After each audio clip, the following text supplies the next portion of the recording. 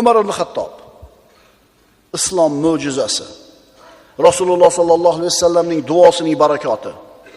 Umar al-Faruq.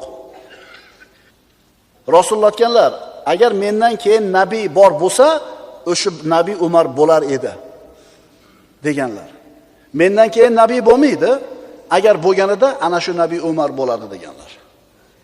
Mana shunda Umar ibn Xattob aytar edi, agar menda yer to'ldir oltin boylik bo'lganida, oldimda turgan qo'rquvdan, ya'ni qiyomatda qo'rquvdan qutulish uchun hammasini fido qilib yuborardim deydi.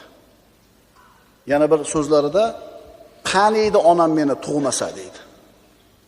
Bo'lmasam tirikligida payg'ambarimizdan eshitdi jannati ekanligini.